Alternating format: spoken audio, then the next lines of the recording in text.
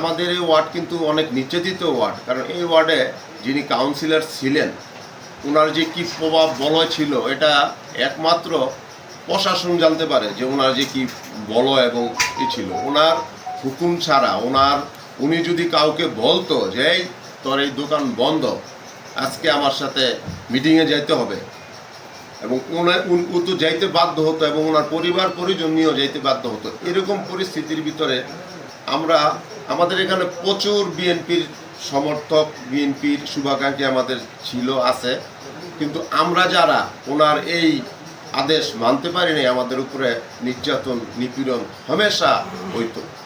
এই আমার বড় ভাই কামাল ভাইয়ের বাড়ি ভাঙচুর হয়েছে, আমার ব্যবসা প্রতিষ্ঠানে এটার আসলে এটাও একসময় ভাঙচুর হয়েছে। আমাদের প্রত্যেকেরই আমরা ক্ষতিগ্রস্ত, কিন্তু আমরা শহীদ রাষ্ট্রপতি জিয়াউর রহমানের আদর্শের রাজনীতি করার কারণে আমরা একটা জিনিসই চিন্তা করছি যে হয় মৃত্যু নাই বিজয়। মৃত্যু হইলে যাতে মানুষ বুঝতে পারে যে আমি একটা আদর্শ নিয়ে মারা গেছি, আমি জাতীয়তাবাদী দলের একজন আদর্শ কর্মী হয়ে যদি মারা যাই, অন্তত মানুষ আমার জানা যায় আসবে কি না আসবে সেটা বড় কথা না, মানুষ বলবে যে আমি এই দলটাকে ভালোবাসি। এই ইপিজেড, তারপরে পদ্মা, মেঘনা, ডিবু, এগুলো আমাদের 6 নং ওয়ার্ডে।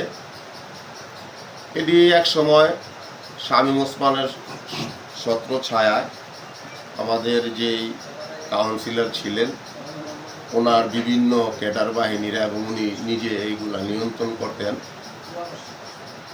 উনি চলে যাওয়ার পর ওনার যে বিশাল যে ক্যাডার বাহিনী, এগুলো অনেক সময় অনেকের সাথে ওনাকে দল বাড়ি করার জন্য ওনাদেরকে সাথে নিয়ে এখন বিএনপি বানিয়ে ফেলছে। আর এই ওই দল বাড়ি করে ফেলছে, ওরা কিন্তু প্রকৃতই আওয়ামী লীগ। ওরা এখন বিভিন্ন দলের নেতাদের সাথে যোগদান করছে। ওই যেই কাউন্সিলর সাহেবের যেই প্রতিষ্ঠানগুলা, যে ব্যবসাগুলা ইপিজেডে এবং তেলের এই যে মেঘনা ডিবু, পদ্মা ডিবুতে, এই গ্রুপগুলা হয়তো আওয়ামী লীগের যে বড় বড় নেতারা নাই, কিন্তু তাদের পেতাত্তারা আমাদের কিছু বিএনপির নামদারি কিছু নেতার সুবিধাবাদী যারা টাকার জন্য রাজনীতি করে, এদের সাথে ওনারা সম্পৃক্ত হইয়া এখন ওনারা এই 6 নং ওয়ার্ডে যেহেতু প্রতিষ্ঠানগুলা, এবং আমরা যাদেরকে চিনি যে ওনারা আওয়ামী লীগ এবং মতির খুব কাছের লোক, আমরা তো তাদেরকে কোনো প্রশ্রয় দিই না। আমাদের প্রশ্রয় না পেয়ে তারা বিভিন্ন জায়গায় বিভিন্ন ওয়ার্ডের মানুষের সাথে সক্ষমতা তৈরি করে ইপিজেডের প্রত্যেকটা ফ্যাক্টরি তারা লিয়াজু করে তারা ব্যবসা বাণিজ্য, ওই ব্যবসায়ী এখন তারাই করতেছে। কিছু বিএনপির লোকজন এই ব্যবসাগুলা করতেছে, যেমন ব্যবসা করে তারা ওই আওয়ামী লীগের লোকজনরা পার্সেন্টেজ দিতেছে এবং তারাও খাইতেছে। এবং ওই মূল বিষয়টা হইল 17 বছর ইপিজেডে আওয়ামী লীগের লোকজনরাই একচাটিয়া ব্যবসা করছে। ইপিজেডে কোনো লোক, মানে বিএনপির লোক তো দূরের কথা, কোনো ব্যবসায়ী এখানে ব্যবসা করতে পারেনি। তো ফ্যাক্টরিদের সাথে তাদের একটা সক্ষমতা তৈরি হয়েছে। এখন আওয়ামী লীগের লোকজনরা যাকে ফ্যাক্টরি দিছে সেই ফ্যাক্টরি পাইছে। এখানে আপনারা সাংবাদিক, আপনারা খুব আমার একটা বিষয়ে খুব করবেন, চিন্তা করে দেখবেন যে এই ওয়ার্ডে, এই সিদ্ধিগঞ্জ থানায় বিএনপির অনেক বড় বড় নেতা, আমরা ওয়ার্ডের নেতা, কিন্তু অনেক নেতা ইপিজেডে ব্যবসার জন্য গেছে কোম্পানির কাছে বা ম্যানেজমেন্টের কাছে, কিন্তু দেখা গেছে যে ব্যবসা তারা পায়নি। ব্যবসা এরকম কিছু লোকে পাইছে যাদের সাথে সক্ষমতা হয়েছে, তারাই 5টা 10টা 8টা ফ্যাক্টরি তারাই পাইছে। কিন্তু যারা আপনার ওই সক্ষমতা যাদের সাথে হয় নাই আওয়ামী লীগের, তারা কেউ ইপিজেডে ওই ব্যবসা পায়নি। তো দেখা গেছে এক একজনের 8টা 10টা একজনেরই। তো আমার একটা কথা হইলো যে আমরাও তো বিএনপি করি, আমাদেরও তো অনেক নির্যাতিত নেতাকর্মী আছে যারা এখনো অনেক কষ্ট নিয়ে জীবনযাপন করতেছে। তো আমরা কি ইপিজেডে ব্যবসা করার জন্য যেতে পারি না? এখন ইপিজেড একজনের 16টা 15টা ফ্যাক্টরি, তার ফ্যাক্টরির সামনে তারা 2জন 3জন ক্যাডার বাহিনী রেখে দিব রোজ দিয়া।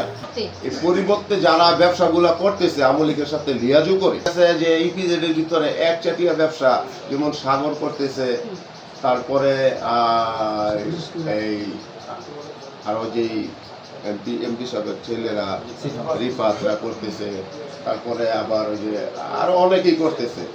পিপিজেডের ভিতরে মনে করেন অনেকগুলি ফ্যাক্টরি ব্যবসা করো, ব্যবসার দূষণ না। যেমন দেখা গেছে পিপিজেডে আমারও তো একটা ব্যবসা থাকে। কারো এদের সাথে বিএনপির কোনো সম্পর্ক নাই। যারা অস্ত্রবাজি করে, যারা অস্ত্র দিয়া হামলা করছে, আমরা অতি বিলম্বে তাদের গ্রেপ্তার এবং অস্ত্র উদ্ধার খুব দ্রুত এটা করা উচিত। তা না হলে সাধারণ মানুষ নিরাপত্তাহীনতা করতেছে। অধিকার ফিরিয়ে দেওয়ার জন্য আপনাদের সাংবাদিকদেরকে সুষ্ঠু সুন্দরভাবে যে কোনো বিষয় তদন্ত করে সঠিকটা বের করার জন্য আমাদের যুদ্ধটা ছিল।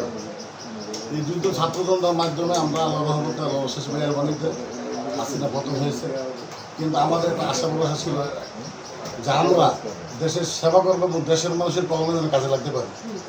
কিন্তু আমাদের মধ্যে কিছু ছাত্র নেতা আছেন বা বিভিন্ন রাজনৈতিক দলের আছেন অঙ্গ সংগঠন, তাদের ভিতরে এমন একটা স্বার্থ কাজ করছে দখলবাজি।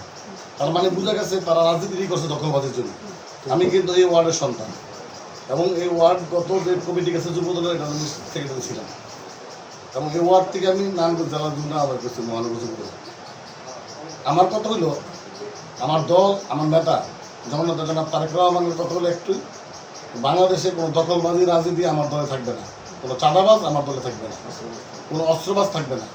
কারণ আমি রাজনীতি করি এদেশের মানুষের সেবার জন্য, গণতন্ত্রের জন্য। এখন আমার মধ্যে দলের মধ্যে যারা স্বার্থলোভী, এই যে যেই ফ্যাক্টরিটির কথা বলতেছি ইপিজেডের বিষয়টি, ইপিজেডের ভিতরে যারা ফ্যাক্টরি নিয়েছে প্রত্যেকে আওয়ামী লীগের লোকে লিয়ে ছিল। কীভাবে লিয়ে ছিল? এই এলাকায় 17 বছর আমি এলাকার বাইরে ছিলাম, 17 বছর এলাকায় আমি প্রবেশ করিনি। আপনি দেখেন সাবেক ছাত্র যার কথা বলতেছে, তার কাছে 11টা 12টা 13টা ফ্যাক্টরি। সে এমন কোনো আলাউদ্দিনের চেরাক পায় নাই, এমন কোনো বড় সে লবিকে রাজনীতি নাই, আমরা তো সবাই জানি। আলাউদ্দিনের এমন কোনো চেরাক তার ভিতরে নাই, বা তার বাবার এমন কোনো শিল্পপতি প্রতিষ্ঠান ঠিকানা নাই। আমি যেটা বলতেছি, কারণ আমি কিন্তু তাকে ভালো করে চিনি, সে অরিজিনালি রাজনীতিতে একদম মাঠ পর্যায়ে নেতা, পরিশ্রম করছে দলের জন্য। এটা কিন্তু অস্বীকার করার নাই, যেহেতু আমি মাঠের একজন নেতা বা কর্মী, আমি এটা অস্বীকার করবো না। কিন্তু তার মধ্যে কিছু স্বার্থলোভী কর্মী তার মধ্যে জড়া হয়েছে। যখন কোনো কমিটি করতে হয়, কমিটি করতে হলে ছাত্র দলের কমিটি করতে হলে বুঝতে হবে ওই সে আচার ব্যবহার চালচলন কেরম। সাগর একজন শিক্ষিত বলা, ভদ্র বলা ঠিক আছে, কিন্তু তার সাথে যারা ছিল, যে টোকাই নিয়ে, যে টোকাই করতে রাজনীতি কমিটি করছে, এই টোকাইয়ের কারণে আজকে এই গ্যাঞ্জাম। এবং আপনি হয়তো বলতে পারেন যে অস্ত্রটি কার কাছে আসছে, ওই টোকাইয়ের মাধ্যমে। এবং এই সাগরকে বুঝাইছে আধিপত্য বিস্তার করতে হবে। এই আধিপত্য বিস্তার করতে গিয়ে আজকে সাগর থানা লুটস্র আর তার সাবেক যে মতিউর রহমান মোদি, তার চাচা, তার লোকও তো তার সাথে জড়িত। কারণ মোদি নিয়ে অনেক লোক আছে যে অনেক ছাত্র নেতা পরিষদে, তারাও তার সাথে হয়তো বা ওইভাবে হোক অস্ত্রগুলো ওইভাবে তার হাতে গেছে, তাদের লোকের হাতে করছে। আপনি দেখবেন আমি আপনাদের মাধ্যমে কেন্দ্রীয় বিএনপি এবং সকল নেতৃবৃন্দের প্রতি উদাত্ত এবং দৃষ্টি আহ্বান করবো যে আমার নেতা জনাব তারেক রহমান যেমন বলছেন, আপনার দ্বারা যাতে এদের জনগণের কোনো ক্ষতি না হয়, জনগণের কাছে যেন আপনি আতঙ্ক না হন, জনগণের পাশে থাকুন, জনগণকে পাশে রাখুন। আমি সেই স্লোগানকে বিশ্বাস করে আমি কেন্দ্রীয় নেতৃবৃন্দের কাছে শুধু একটি কথাই বলবো, আপনি সুষ্ঠু তদন্ত করুন। এই তদন্তে যাদের হাতে অস্ত্র ছিল, যারা অগ্নেয়াস্ত্র ব্যবহার করছে, এই অস্ত্র উদ্ধারের জন্য সেনাবাহিনীকে ব্যবস্থা করে দিন, যাতে সেনাবাহিনী তাদের গ্রেপ্তার করে আইনের আওতায় দৃষ্টান্তমূলক শাস্তি দেয় এবং ভবিষ্যৎ যাতে কোনো ছাত্র বা কোনো ক্যাডার বা কোনো সন্ত্রাসী বাহিনী যাতে কোনো অস্ত্র প্রদর্শন না করতে পারে, এই দুঃসাহসিকতা না থাকে।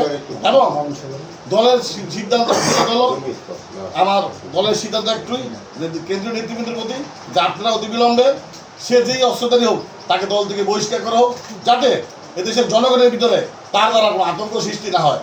এবং আমি সংক্ষিপ্তভাবে বলছি, প্রত্যেকটা মানুষ নির্যাতিত, কেউ কোনোদিন কোনো বেনিফিট কোনো জায়গা থেকে পায়ও নাই। এখন প্রশ্ন হচ্ছে যে এই খুনাখুনি, রাহাজানি, এই গোলাগুলি কেন? যাদের কাছে, যারা এই 17 বছর যেই অস্ত্রগুলা বিএনপির উপরে এই 17 বছর চলছে, আবার সেই অস্ত্রগুলোই আবার বিএনপির উপর কেন চললো? বাংলাদেশে আইন আছে, স্বরাষ্ট্র মন্ত্রণালয় আছে, এসপি আছে, ডিসি আছে। আমি আমার দলের পক্ষে একেবারে ন্যূনতম একজন কর্মী হিসেবে আকুল আবেদন যে সুষ্ঠু বিচার করেন, সুষ্ঠু তদন্ত করেন এবং আইনের আয়তা আনেন। না হলে কিন্তু এটা আমার ব্যক্তিগত মতামত, ভবিষ্যতে লাশ পড়বে, রক্ত ঝরবে, মানুষ মারা যাবে, মানুষের মধ্যে আতঙ্ক থাকবে। আপনারা যদি এটাকে সুষ্ঠুভাবে সমাধান করতে পারেন তাহলে শান্তি ফিরে আসবে এবং ওই অস্ত্রধারী সন্ত্রাসী, তার পরিচয় সে সন্ত্রাসী, সে কোনো দলের না, তাকে গ্রেপ্তার করা হোক এবং আইনের আওতায় আনা হোক। আনলি সব কিছু ইনশাল্লাহ সুষ্ঠুভাবে সমাধান হবে। ধন্যবাদ। আমরা গত বৃহস্পতিবারের ঘটনায় আমরা আতঙ্কিত, হতবিহ্বল। কারণ তুচ্ছ একটা ইপিজেডের ভিতরে ব্যবসায়িক, এটা একটা প্রতিষ্ঠান, রাষ্ট্রীয় প্রতিষ্ঠান, এখানে বিভিন্ন এলাকার লোকজন আসবে, ব্যবসা করবে, এটাই স্বাভাবিক। এখানে কোনো দলীয় পরিচয় ব্যবসা হোক এটা আমরা চাই না, এবং আমাদের মাননীয় ভারপ্রাপ্ত চেয়ারম্যানের নির্দেশ, হ্যাঁ, দলীয় পরিচয় কোথাও যাতে কেউ ব্যবসা করতে না যায়। তো এখানে যারাই ব্যবসা করতেছে আমরা সবাইকে স্বাগত জানাই, কিন্তু কতিপয় কিছু দুষ্কৃতিকারীরা, আপনি ইতিপূর্বেই শুনেছেন, তারা তাদের গ্রুপ নিয়ে তারা মহড়া দেয়, বিভিন্ন জনকে ব্যবসা করতে প্রতিবন্ধকতা সৃষ্টি করে। হ্যাঁ, সেই জন্য ইপিজেডের কর্তৃপক্ষকে, এবং এখানে যেহেতু র্যাব আছে এবং থানা আছে, আমি এসপি মহোদয়, ডিসি মহোদয়, সেনাবাহিনীর প্রধান ওনাকে, এবং বর্তমান যে কেয়ারটেকার গভর্নমেন্ট ইউনুস সাহেব সহ ওনাদের সকলের দৃষ্টি আকর্ষণ করে বলবো আপনারা, এবং আমাদের বিএনপির ভারপ্রাপ্ত চেয়ারম্যান সহ শীর্ষ নেতৃবৃন্দকে বলবো আপনারা এখানে একটা তদন্ত কমিটি গঠন করে এখানে কি কারণে বিশৃঙ্খলা হচ্ছে, হ্যাঁ, এগুলি আপনারা তদন্ত করুন। আমরা এলাকাবাসী, আমরা তৃণমূল পর্যায়ে রাজনীতি করি, আমরা দীর্ঘ 17 বছর রাজপথে ছিলাম, এখনও আছি। আমরা এলাকায় শান্তি চাই, এলাকায় কোনো মারামারি হানাহানি হোক এটা আমরা চাইনি। এবং সিদ্ধিরগঞ্জ স্থানে যে অস্ত্রগুলি লুট হয়েছে বিগত